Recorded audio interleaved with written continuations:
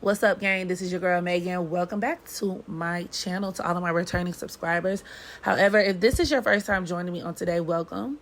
It's here that we use information from celestial bodies to help us gain a better understanding of our favorite celebrities, world events, but most importantly, our damn selves. So with that in mind, subscribe to become a part of the family. Thumbs up this video, share with a friend. And on that note, today we're going to talk about Sun 8th House Synastry. This is a topic that I have found myself speaking on just a lot more lately. I've been getting a lot of questions about it, and I myself have had some really close encounters with this synastry. Okay, so I would like to unpack it and pretty much describe a lot of the prominent elements associated with 8th house synastry, specifically if one partner's sun falls into the other partner's 8th house. Of course, this can be applicable beyond romantic relationships, but just for the sake of this video, I will be discussing this within the scope of romantic relationships, but you can apply these themes however you deem necessary. Okay, so one of the first hallmarks or characteristics of a Sun 8th house synastry connection would be depth. Okay, this is a relationship that has a lot of depth, and this is because there tends to be a very meaningful kind of connection or relationship that is established, or you have either one, the other, or both parties involved kind of gravitating towards one another in that regard. So these are not surface level attractions. Even when these two people come together, the pull could be so binding that there could be a level of enmeshment that is produced, or this could even result in the tendency to heavily rely on one another. So these are some themes you may see with these individuals. Now, the 8th house person is usually the most affected by this connection, but that's not to say that the sun individual can't be either. Also, it's important to keep in mind there are other things within the chart, right? The chart in its totality that could modify the expression of some of these traits, so to speak. But nonetheless, in its darkest form, Sun 8th house synastry can be codependency, but in its best form, it can be very enduring, right? A connection that can endure a lot of trials and tribulations, and heavy on the trials and tribulations. There's always going to be something. Now, you could say, for what that's worth, hey, Megan, ain't all relationships filled with trials and tribulations? To which I would say, you're right. You're right. But for my Sun 8th house individuals, right, from a synastry standpoint, this is a relationship that's just naturally set up and predisposed to undergo a lot of these things. Like these trials and tribulations could be like a hallmark of this relationship, and it could easily form or transmute into other things like trauma bonds, or very easily just kind of escalate into a relationship that is just very unstable, to say the least. And of course, that's in its worst form. But the 8th house in general, and Sun in 8th house synastry, is very influential and life altering. So obviously this could happen for the best. It can be positive. It can be negative, a negative influence. Somebody who comes along and kind of just changes the trajectory of your life. And this could be felt on, once again, the part of the Sun individual or the house individual. This connection could be binding. There could be an overwhelming pull. A lot of times you see this synastry in the charts of people who could have soul ties, deep, powerful soul ties. They could even be soulmates on a certain level. And don't let the romanticization of the word soulmate fool you, because number one, we can have several soulmates throughout the course of our lives. Two, every soulmate that you're encountering, you're not necessarily supposed to be with romantically. And when we talk about this 8th house influence, once again, it's going to be a lot. It can be a lot. It can be very intense. The 8th house also deals with recycling.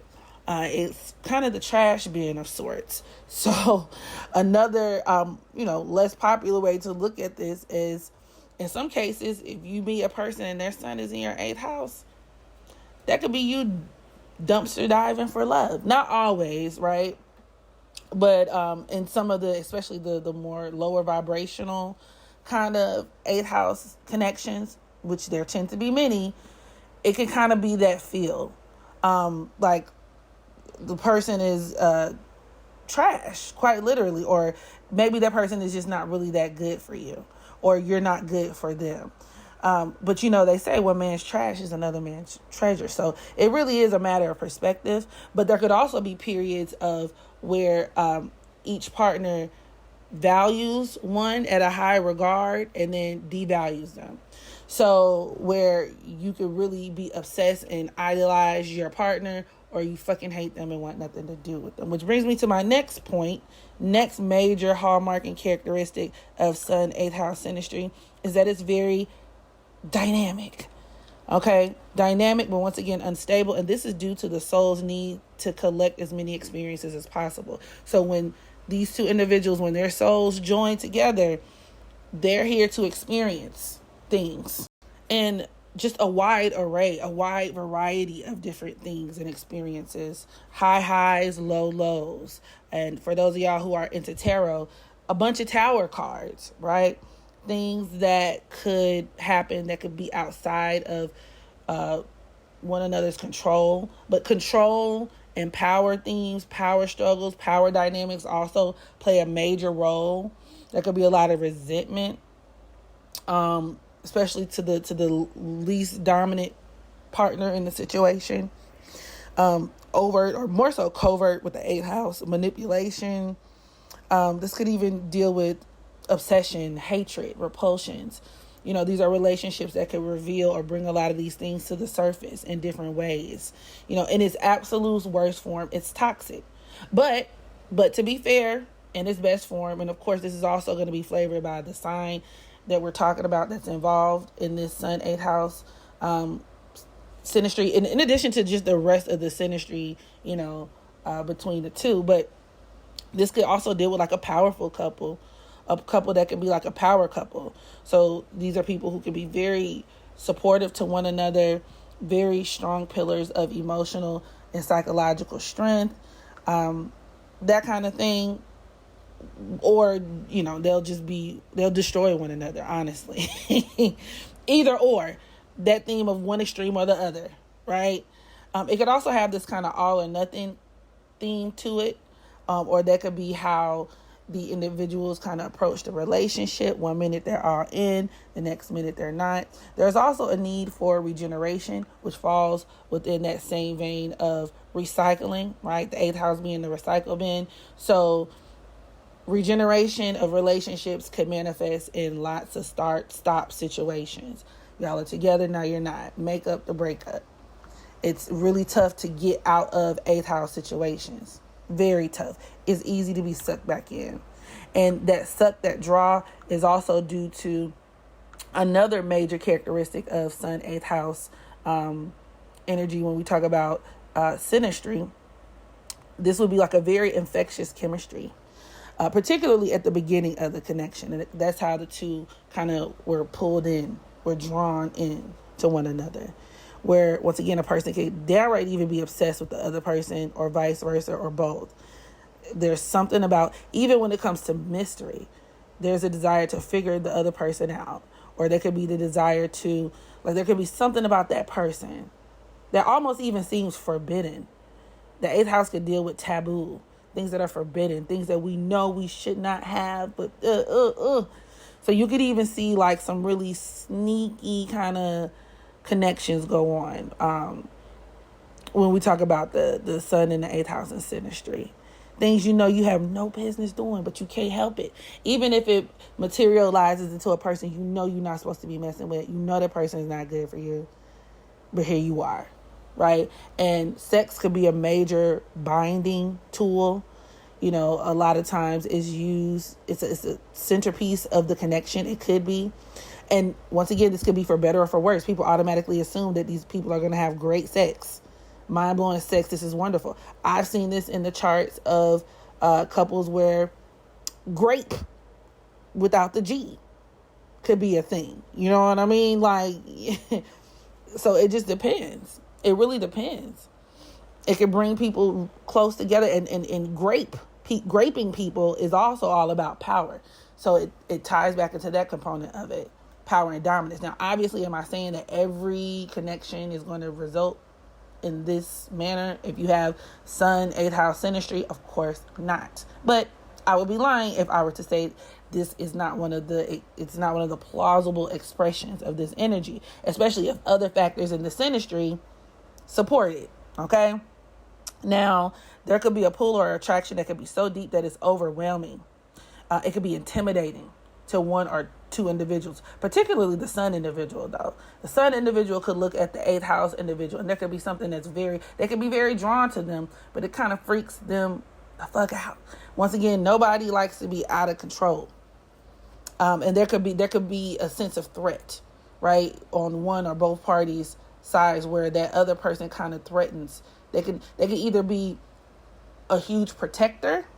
So you have that component of it where these 8th house synastry connections can be very protective of one another, fiercely protective of one another, or feeling like they have to protect themselves from one another. And like I said, this is usually on a more covert level, but in extreme cases, this can deal with abuse. It can deal with stalking, restraining orders, that kind of thing, right? Where people can't leave good enough alone, where there's a lot of vengeance and things of that nature.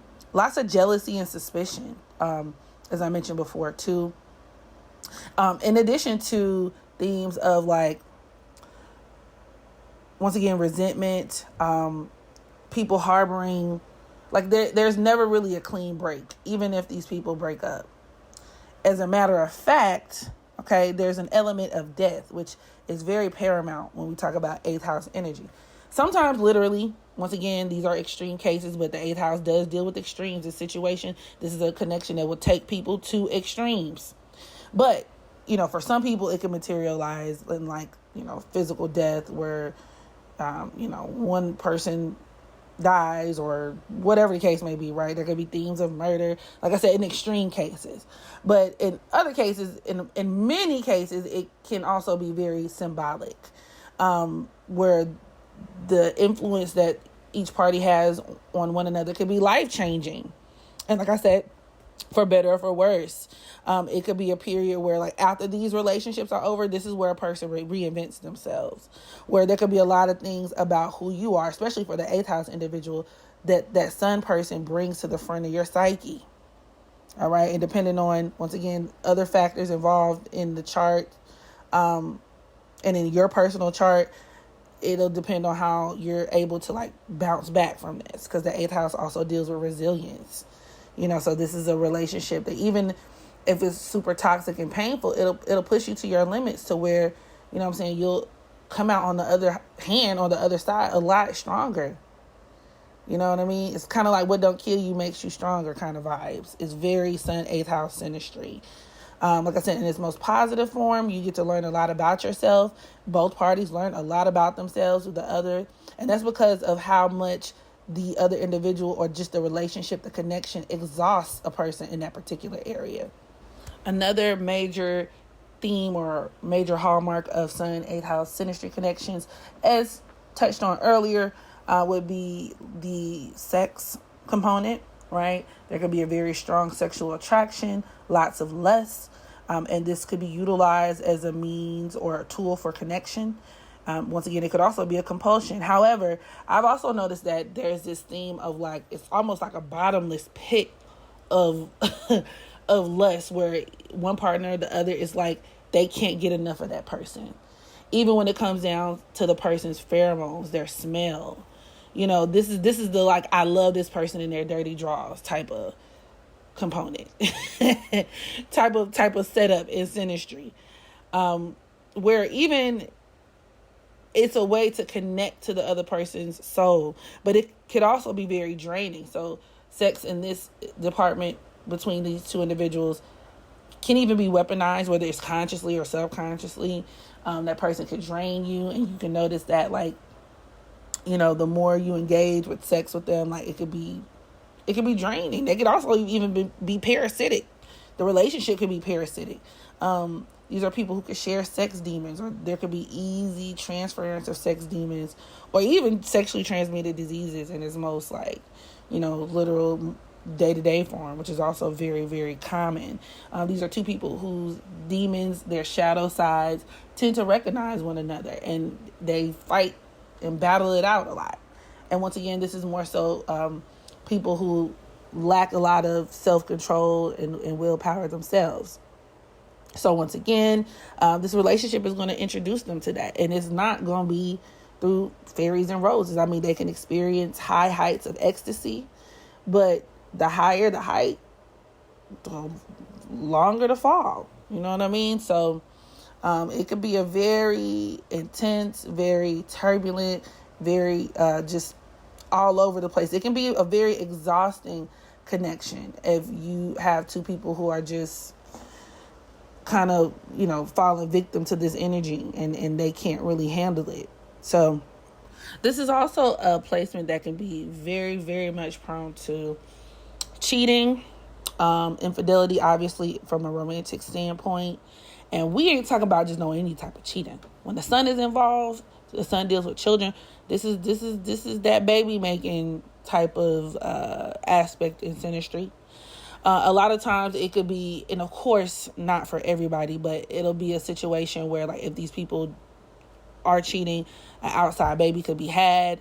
I've noticed this in certain combinations of couples who may have experienced a pregnancy, but it didn't get brought to full term. So like abortions or something like that, or you know, there could be something like that could be surrounding that. Or like, these are people too, like when they're having sex with one another, like I even get like revenge babies, like, you know, one person trying to tie the other down, kind of thing. But that's not gonna be for everybody. That's in certain circumstances. But you know, I've seen it. I've seen it. You'd be surprised. But I mean, I could carry this video on. I think I'm gonna stop here because these are just some of the most common manifestations of this Sun 8th house combo in synastry that I've seen just in my years as an astrologer,